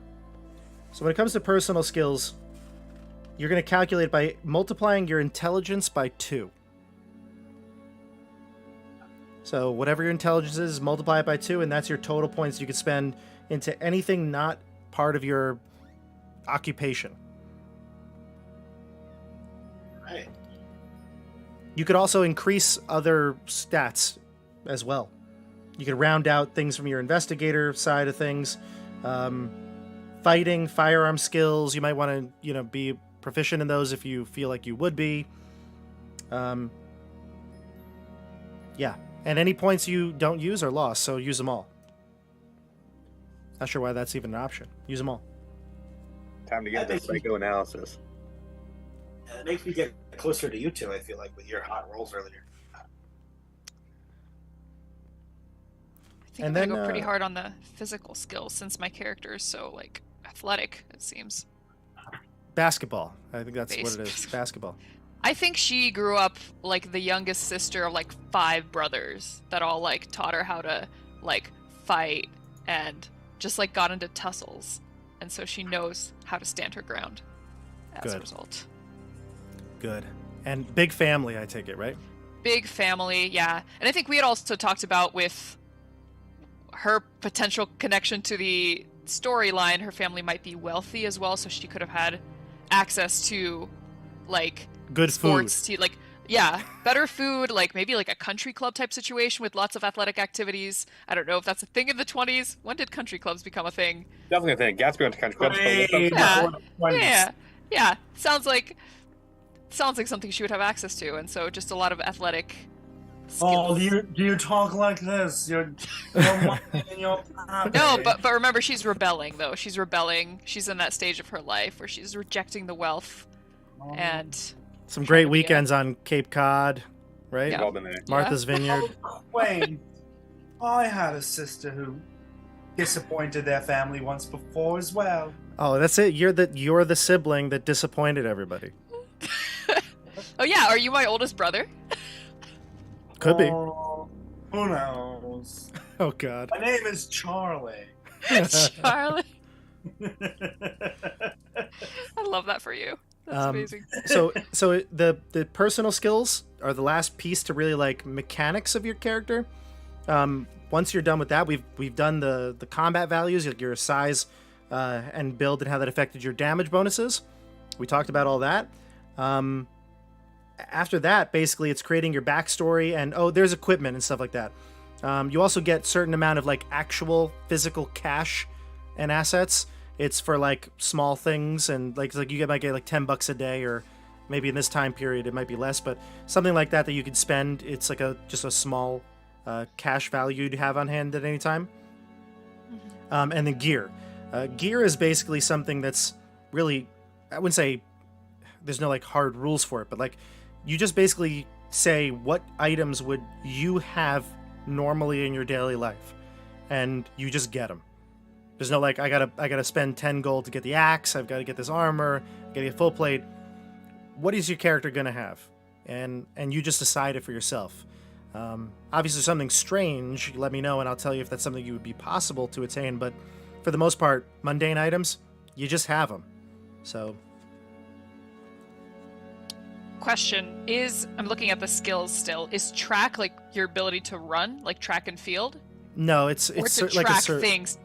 Yeah, it's a survival skill. Yeah. Survival. Okay, gotcha. I'd say that's the equivalent in D&D is survival skill. Okay. Track is that, and it's funny. I will try to send you some information if I'll look at your characters to see which ones you have that aren't obvious or ones that I know are kind of strange, because there's a whole chapter on skills that basically every skill, it tells you not only describing what it is, but it goes through what a check might look like and an example of it rolled, and what would happen if you fail, what would happen if you were to what constitutes a regular difficulty check for it, what constitutes a hard difficulty check to it. And there's also something in the game that you can do called a push roll. Let's say you fail a check, you don't want to spend luck, or you don't have luck, you really want to pass it though, you can push a roll and roll again. You have to accept the new result. If you fail, then something terrible happens. So a major story consequence happens. It could be your gun jamming, or you shoot your friend by accident, things like that. I love the push rules. Those were fun. Yes. That sounds great, yeah. Yeah. So if you push a check, it tells you what even could happen as a result of that. And the skills section is so thorough, so robust. It's different than D&D. So I feel there's something that's I think you want to know when I look at your characters, I'll send you those skills. Can you explain to me the difference between psychoanalysis and psychology then really quick? Yeah. It's not obvious, Tim? I mean, not to me, but I'm simple. So psychology, my dear boy, it's perception skill common to all humans. It allows you to study an individual and form an idea about another person's motives and character. It's kind of like insight, is what I would say in D&D. Yeah. Whereas psychoanalysis, well, that refers to the range of emotional therapies, not just Freudian procedures, but formal psychotherapy for the time. In the 1920s was, a common term for an analyst or scholar with emotional disorder was alienist. Okay. They had a combination of therapies that have evolved, over the time, but basically psychiatric treatment. Here's a follow-up question for that. Can you explain the difference between archaeology and anthropology? Oh, that's even easier. Yeah. That one I feel like I know the answer, but I want to make sure I'm like Call of Cthulhu specific. That's even easier. All anthropologists are archaeologists, but not all archaeologists. We've got archaeology, anthropology, and history, where D&D is like history. You know it. I'm like, okay. So anthropology is your ability to understand an individual's way of life through observation. I don't need that. Forget that. Here's how it could be used. Maybe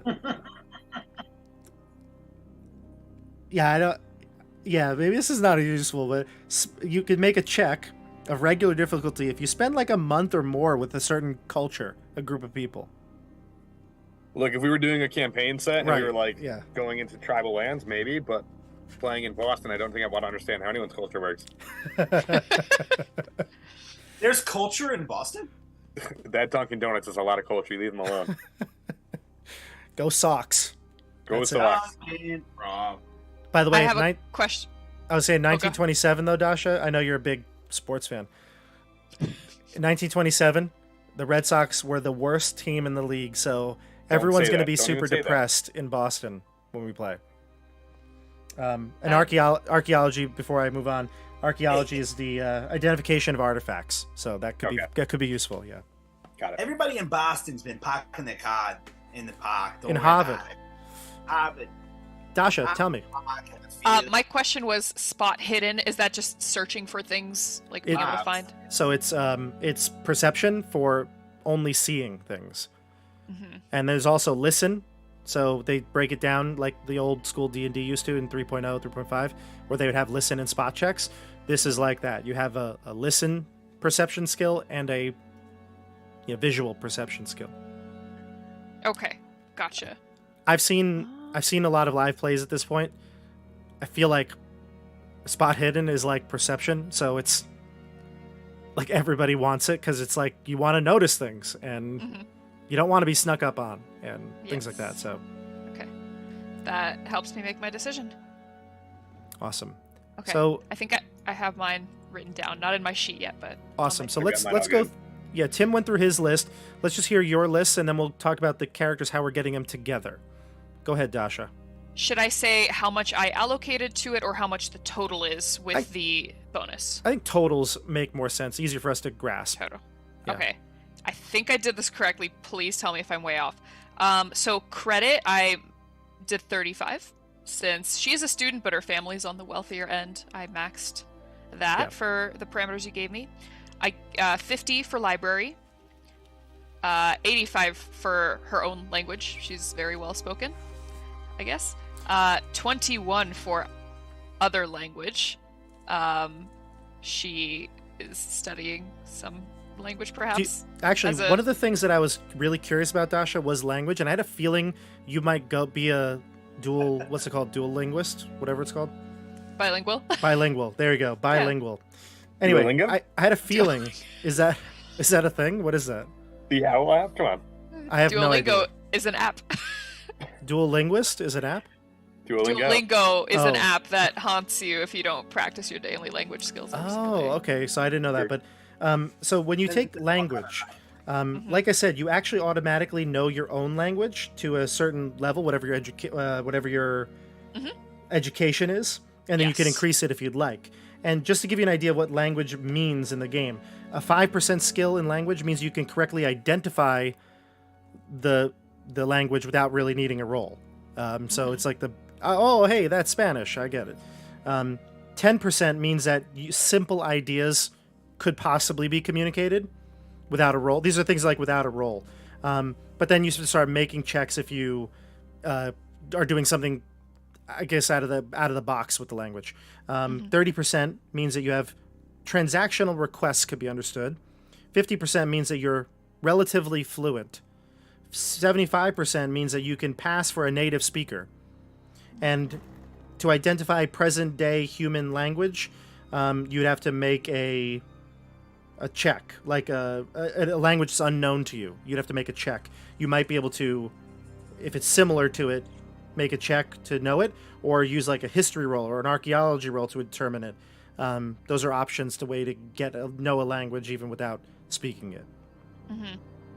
Okay. That might change how I allocate some of my points, because my own language right now is really high. It's 85. I don't know if I need it to be that high, but I might... Yeah, well, again, that represents you speaking it fluently, a native speaker, 75. That's true. But Okay. you could reduce it 10 points or so. I might do that, just to give myself some proficiency with... I'm going to say, since she's into this radical communist stuff, she's learning Russian. Oh, and yeah. that is something I can actually utilize in game. So I might give her a couple more points there. So I might make it like 30 something. Then psychology, I'm not quite sure what that meant, but I'm assuming it means she can like suss people out if they're being like, I don't know, read people's psychology. That's Basically, how I kind of interpret it. Basically, psychology is like insight, yeah. Okay, I gave her a 30. She's not very good at that. She's kind of maybe gullible in that regard. A novice. Rifle use, firearms, I gave her a 70. I'm assuming she learned to shoot because her family is wealthy and she has a lot of brothers and maybe went hunting in the countryside on her little retreats with her family. Fighting, also 75. So fighting brawl because she had a bunch of brothers and that's why she has a lot of muscles and she's really tall and is good at fighting. History is a 50. Maybe that's what she's like starting to study as a freshman at Harvard. Maybe play hockey then. Maybe what? Maybe play hockey. Maybe I play hockey, yeah. You're a good That's fighter. a good one. Yeah. Okay, I like that. Hockey. I like that. I gave her drive auto 65. Gotta get to class. Yeah. Maybe she will utilize her family's car if we ever need a car. Oh, we gotta look up cars now in the 1920s. Gotta look up 1920s cars, yeah. So there's that. That's the occupation skills. And then for the personal other skills, I took jump 55, charm 50, persuade 50, spot hidden 55. Awesome. You sound like a literal, like a monster. Like I would not want to encounter you in an alleyway. I feel like I did everything wrong after hearing those numbers. And That I'm was like, not my... None of those. I don't understand what I did now. This is the opposite. I was imagining this character was going to be quite useless, but I guess like physically maybe she's not useless. pretty good. Yeah. Not useless. Yeah. Okay. So yeah, that's my I stuff. I like how this kind of changed your character a little bit. I could see this even better now. Me too. I like Um, it. How many Good points did question, you then. start with to add up from your occupation points? So you're My Occupation skill points.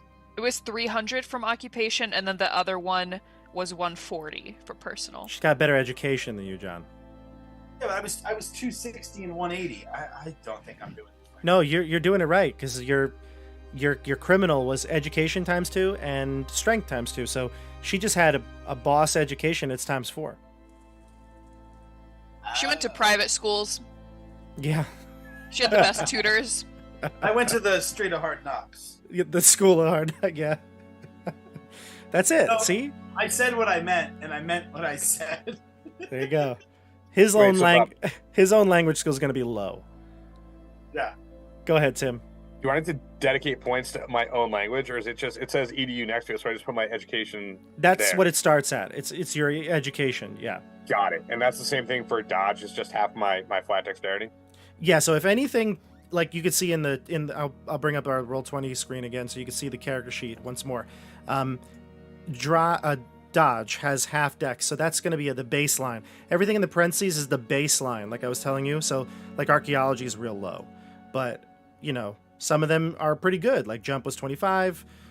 Dodge being half your dex, that's going to be pretty high. Your language, your own language is your education, so that's going to be pretty high. So, yeah, you don't have to put a lot into some of these to make them decent. Got it. All right. So once we've got that, I think, John, we just want to hear your skill set.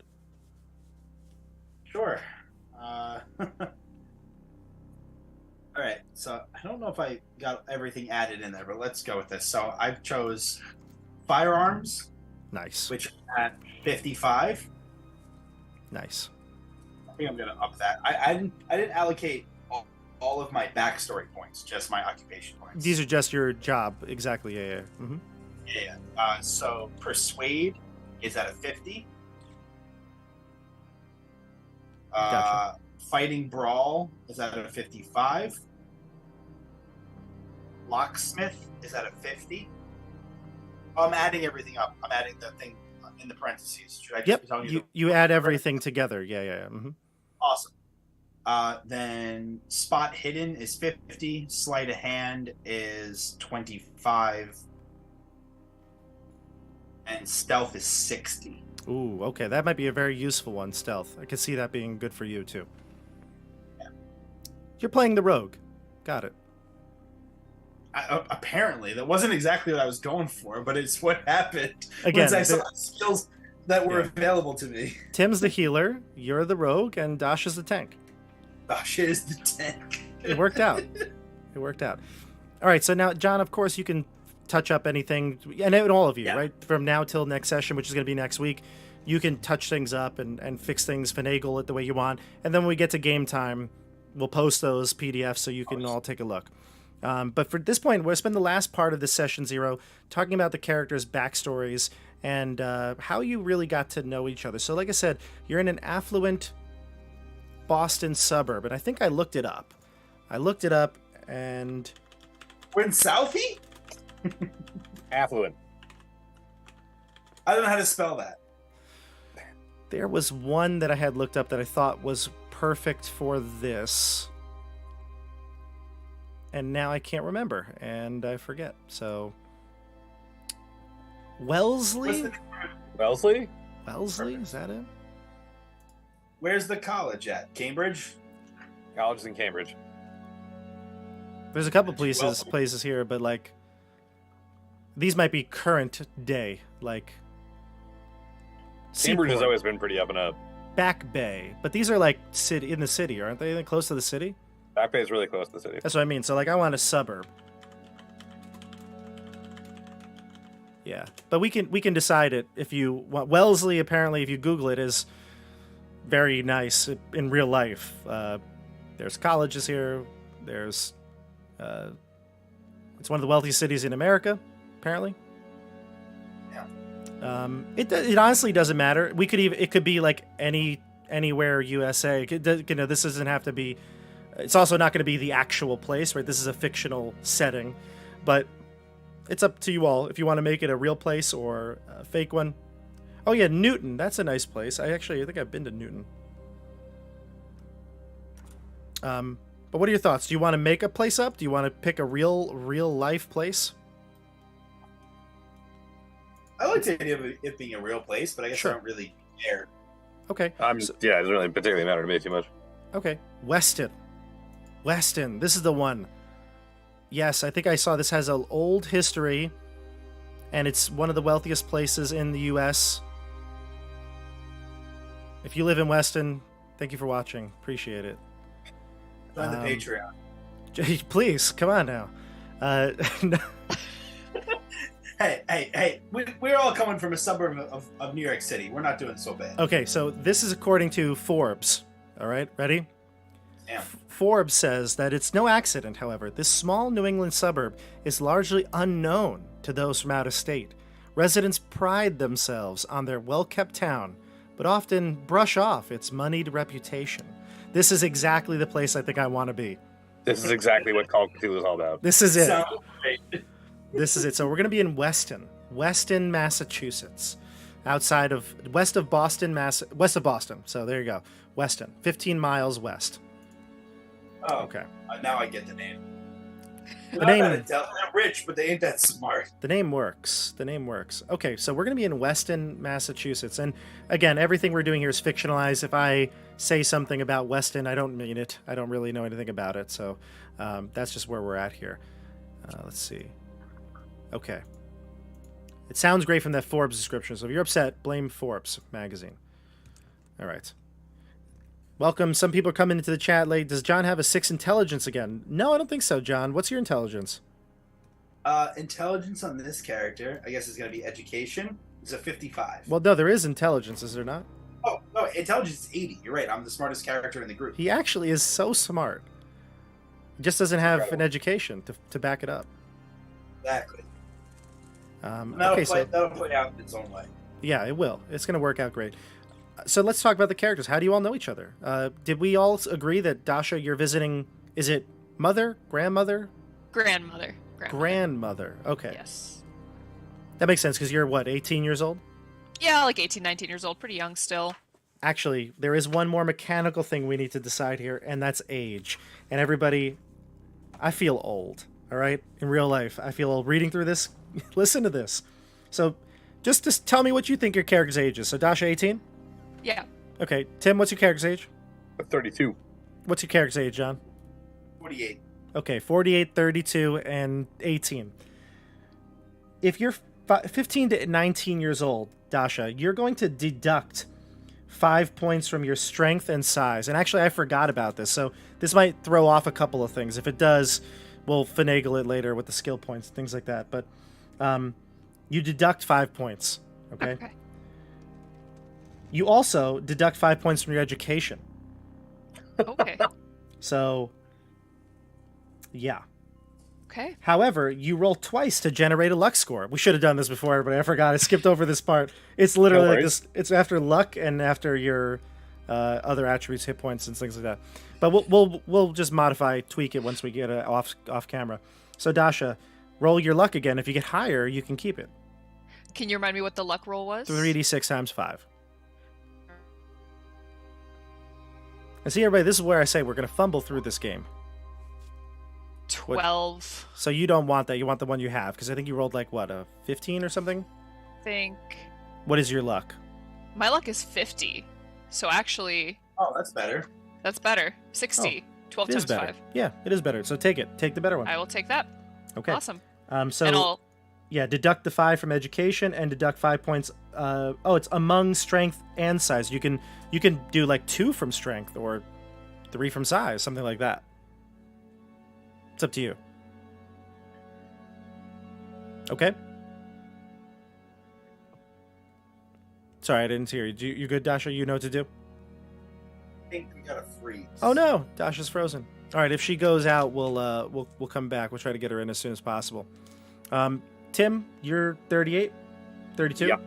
38 was the 32 was the plan. 32. Okay, so Tim, you're gonna just normal, but you get to make a education check right now. You want to fail your education check. If you fail this check, meaning roll above your education, you're gonna add a D10 to your education score. So all of our checks are just a raw D100, right? Yeah. Let me switch over to the screen though for that.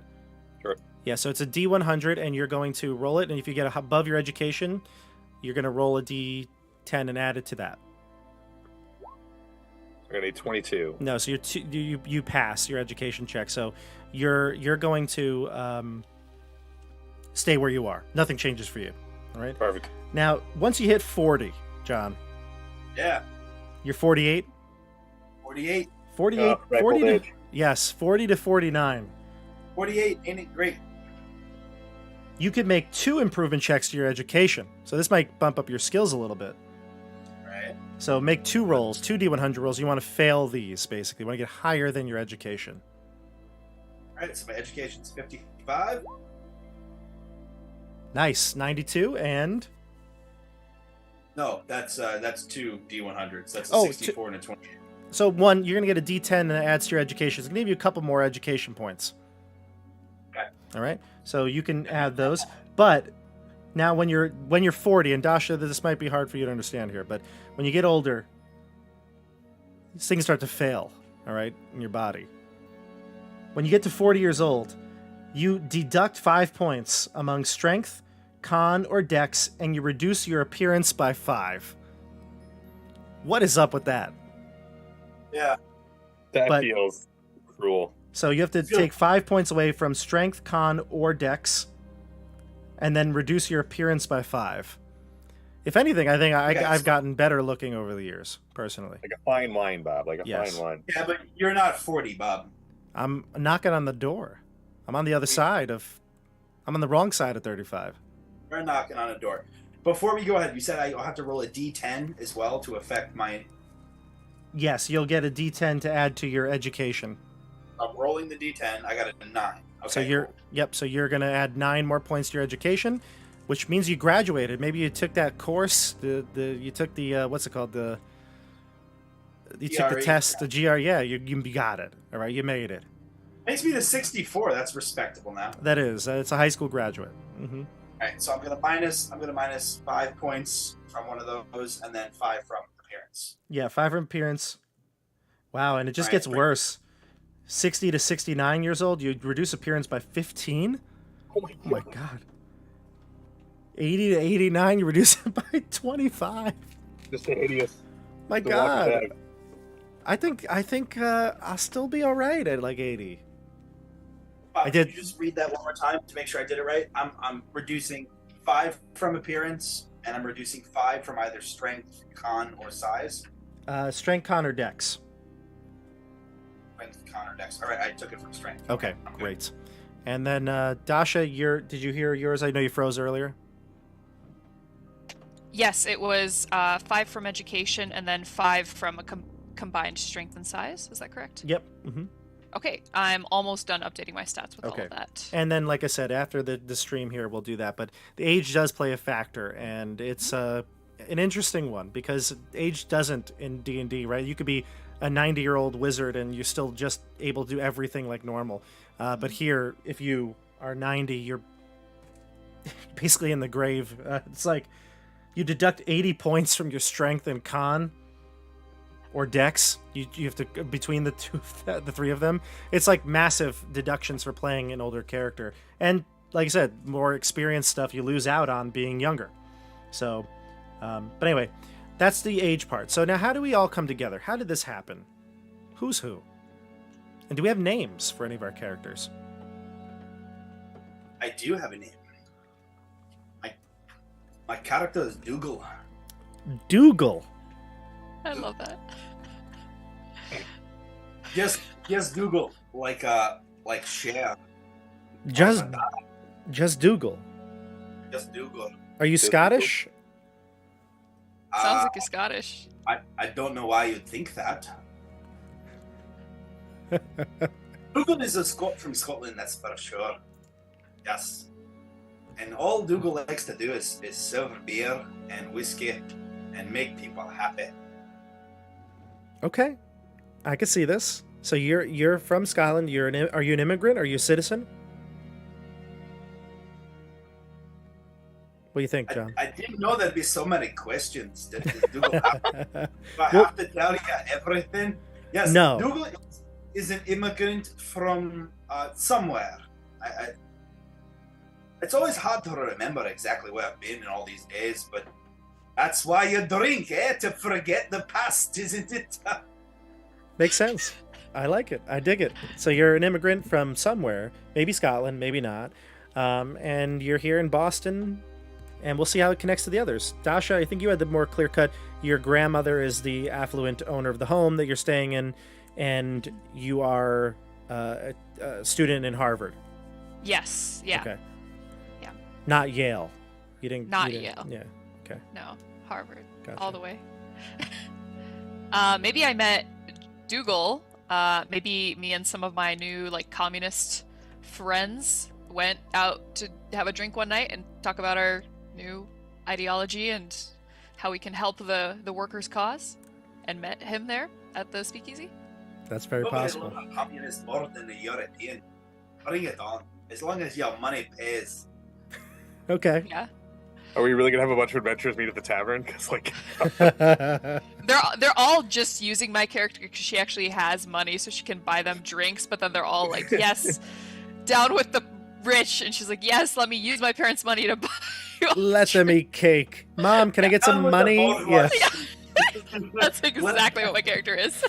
Let them eat. By the way, Mom, I gotta buy the cake for everybody. Antoinette, come on. Tim, I have a feeling you might not be into the whole speakeasy thing. Is that true? Oh no, you see, I'm playing Father Jacques Kelly, French on my mom's side. Oh God. So Hey, yeah, Jacques. Kelly, After a are you hard day of Irish? Irish exercising. and French? Irish and French, in nomine patria, filii spiritus sancti, and after a long day of exercising, I gotta hit the speakeasy too. Okay, so We had everything we could do. We had all these plans. We talked at work for weeks. We're meeting at a fucking at a tavern. the blood of Christ. Am I We right? are teaching through and through. You can take the players out of D&D, but you can't take the D&D out of the game. That's right. This is great. So we have the start of a joke. A bartender, a priest, and a communist walk into a bar. Walk Yeah. into a speakeasy. Wow. What happens next? They'll go insane. And me, And they order a drink, and the communist says, "Are you going to pay for that?" And the bartender says, "I don't care." And the priest says, "The Lord Christ is paying." And then nobody gets a drink. He's gonna turn some water into wine, maybe. Tim, that'll be what you not do. me. All right. So so now we have a priest, we have a speakeasy bartender, and we have a communist student at Harvard. How did these individuals come together to stay at your grandmother's house? I was going to administer last rites. I thought she was going to kick it for sure. It's not the grandmother, but she's a lass that used to frequent the bar, and I took a liking to her. I used to check in on her to make sure she was okay. Putting her leftovers, from the bar. Okay, so actually that's not all far off, because Grandma, while she is Grandpa died a few years back. Ooh. But no, that's not what I'm going. That's not where I'm going. Sorry. Okay. I see how you could Good call. assume that, but that's Holy not crap, Tim! I didn't even think about that. You're just shipping me already. Thanks. that's not where I'm going with this. But Sorry, my bad. My Grandma, psychoanalysis is off the charts. yeah, grandma, it doesn't have to be the granny that's just like, "Oh, would you like some candy?" Like she hip grandma, she's fine. She's with it, as the kids would say. The population used to drink back then. Did you know water was more dangerous than beer? Most people used to drink water and wine because it was pure from pathogens. Water was the dangerous drink. Okay. That Sure. was one of the things for prohibition. People, yeah. Sorry, I don't want to get too. I don't hear wanna you. get too lumberjacky in here. Yes, exactly. I know. So grandma could know you. Maybe she goes to the speakeasy too, right? Like, I mean, she's been around from before Prohibition. She might want her drink, get her drink on. But in the last, let's say, I don't know, maybe like a couple of months or so, she had a fall, or she got an illness, and she's recovering. She's not dying. Okay, she's not dying. She's alive. She's well. But Dasha, I think because you're in Harvard and you're close to Grandma, your parents said you should be, like, as often as possible, like, living with her now. Like, on weekends, maybe it's your job to go and stay there for the weekend. You can go to classes and stuff, but, like, they want you to stay with Grandma as much as possible. So your friends could come over. I guess I don't know if you're all friends, but maybe Grandma gets visits from friends of hers as well, right? Like, the bartender or whatever, the priest. Maybe you're the parishioner, or she's a parishioner of your church. As everyone should be. Do you Also, are you at a I should've church? had my church. We just call it a different type of church. Right, exactly. The bar is maybe Grandma's second church. But yeah, so I could see Grandma coming. She'd be a hip grandma who broke her hip. What do you think? I don't think I they like had the metal hips yet. That's No, right? Like, us. yeah, breaking your hip might be like you're done for. It's So a death sentence. Yeah. whatever. She had a fall and she hurt herself, but she's recovering, and it's taking a long time. So parents, because your parents moved away, Dasha. Maybe you don't live in Massachusetts normally anymore. Maybe you live in, I don't know where you live in, but you live in some other town, but you're at college here and you're close to grandma, so they want you to go and take care of her as much as possible while she's recuperating. We'll say that you've been living with grandma, half the week for the past 3 months. Let's just say that. Yeah, sounds like a plan. Actually, it take place over the summer, right? So maybe once your semester ended, you just stayed there. You're staying there for the summer in between the fall and spring semester. Mm-hmm. Yeah. Done. That way you don't even Sounds have to good. worry about going to school or anything like that. Sounds perfect. Okay. And then Tim, how did you get here? How are you in this place? Well, if Grandma is a parishioner at the church, I would definitely be visiting her. Maybe not performing last rites if she's not dying, but I'm definitely checking in and doing the good services of the Lord. Bringing food and praying and. That's it. Maybe you come and you bring her food. You give her communion because she can't get to church. Exactly. Yes, I forgot that we do that as Catholics. I've been alone. Yeah. Okay. So you give her the communion, and you come at least twice a week. Maybe you come, and she always makes you stay for dinner, and then you play Sundays and holy days of obligation. We got to be there. Yeah, and then you play like canasta or something that old people would play. Is that a real word? And I'm just bored out of my mind, forced to also play canasta with the priest and my grandma. It's a real thing, canasta. Yeah. I believe you. I've never heard that word in my life. Pinochle? You ever play pinochle? Yeah, Okay, I know. I know Yeah, Pinochle. yeah. That one I know. Maybe dominoes, something like that. Dominoes. Something to keep her mind sharp. Yeah. So you come over regularly, and Dasha, you obviously would know Tim's character because he comes over regularly. And John, maybe what you do is you bring Grandma some booze. A little wine to go with the communion, I think our family is Irish and grandma just misses her whiskey. Oh, you're Irish. Okay, I thought you were Russian. It did So say she's learning Russian. She is learning Russian because okay. maybe some of her friends It's the are language like, of the people. yeah, it's language of the people. But no, I'm thinking your family's, Irish. Well, you said she was Catholic, and you said she was from Yeah. Boston. Catholic from Boston. Yeah, Irish. So you're There are a lot Irish. of Catholic Russians. I don't think there are a lot of them. Not many. Not many, but okay, that many. makes sense. So you're Irish, How many left? Is that too macabre? maybe. You're Irish, though. Maybe That makes sense. in the 1920s there were. Maybe in 1920s there were. Maybe. I mean, look, and this is a game, so you could be whatever you want. But that makes sense. So then, John, you feel good that you're just a friend of Grandma's. I mean, you're probably too old to be like someone in her like age category, but You're not too young to be someone in her age. yeah, sorry, that's what I meant. But if you're 48, I mean, you're not like maybe you're a generation off. You know what I mean? Yeah, but maybe I come, by Grandma's on my way home, and she used to come all the time. And since she stopped coming, I used to just bring her favorite cocktail and Yeah. whatever food was left over. Yeah. Just Okay. hanging out, checking in on her. She doesn't need the food, but I feel guilty because, she was a good customer, not coming anymore. Gotcha. Maybe we used to have really good conversations about, like politics, and maybe we used to play Go or some game together on the bar. Yeah, that makes sense. I like that.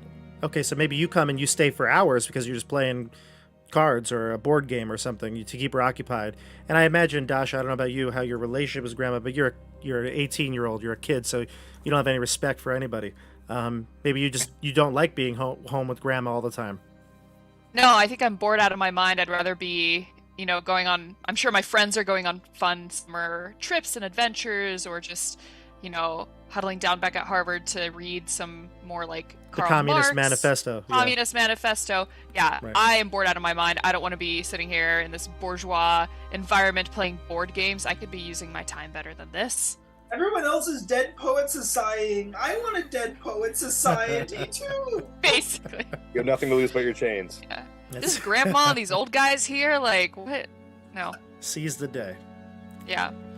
Okay, so I like this. So basically, you're not all like friends, but you all know each other through Grandma, and you sometimes are together for hours on end because Grandma has people over, or Dasha, you live there.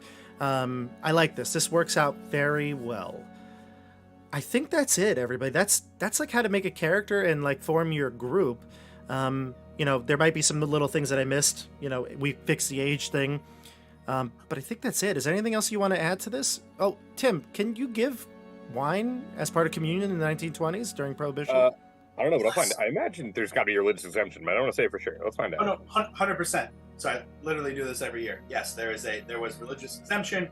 Many people were signing up as rabbis and priests from ethnicities that didn't make sense to get that exemption, so then they could sell it. Yes, it was a real thing. Okay. No one took the wine away from the Catholics. Don't worry. Okay, so then Tim, yeah, you would have access to that as well. There's a full article on the Smithsonian Magazine about saved from prohibition by holy wine. So yeah, we're good. Okay. Yeah. All right. Well, I think we're set. I think you and I, Tim, maybe have more of a connection hanging out with Grandma because we're both bringing our own supply here. Maybe It that's might the only. be- Maybe Okay. that's the only thing that makes me stick around is like you guys give me access to alcohol. Maybe Oh. I like that. Maybe Tim's exemption helps supply my bar. Actually, And maybe it's a little black market, black. I'm okay with that. one Oh, of the this- ways. Oh, this makes so much sense. It's so great. It's all organic. None of us talked about this. I love it. No, I emailed you all and I was like, think of a concept, but you don't have to have it ready. And I talked to you, Tim. You had a list of like 8 things you wanted to potentially do. Yeah. But no, this is all happening here. So yeah, this is going to be fantastic. The nitty gritty parts of like combat and sanity and things like that, we're going to go through them organically as we play. You have some of the base rules that you can look up, and I have everything here. I do feel confident with the rules, but that just means that I'm going to make a lot of mistakes because I'm overconfident. But I do feel good, and I feel confident helping you all figure them out. Look, chat, you're going to help us out as well. Next week we're going to play. By the way, next week we are playing on Tuesday. We didn't play today. Sorry, we did the session 0 today because tomorrow's Valentine's Day. I've got a special date with the missus. So we're going to be we're actually going to see Billy Joel. So it's exciting. Wow. That's awesome. Yeah, the Piano Man. Maybe we can play an old tune on the piano in the next session. Maybe Grandma's got a piano Sing us a song. in the house. Yeah. And so we're back to Tuesdays next week. We're going on the 21st, the 28th, and probably the 7th of March. That's our schedule. It's a one-shot that we're playing, so...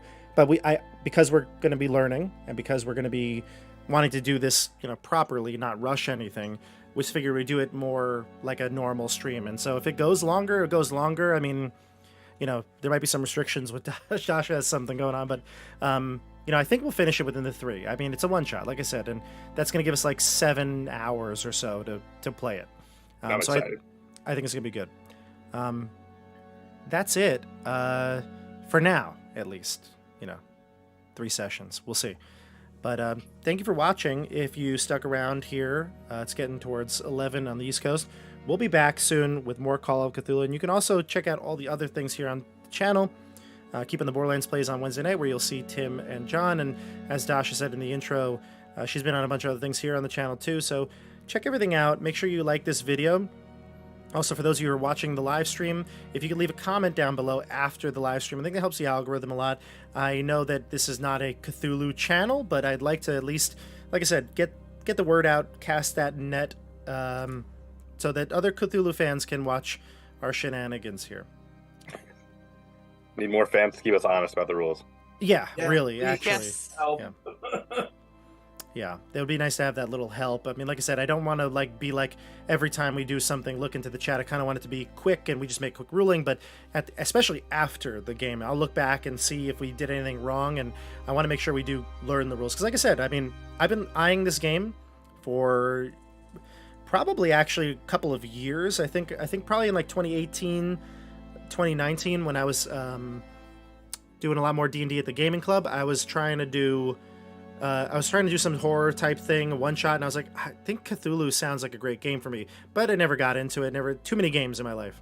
And then with the pandemic, I started watching more live plays, and I'm all about it. I think this is exactly the type of content that I really like to make. So I want to do more on the channel. So I want to learn the rules. I want us to learn the rules, and your help would be much appreciated.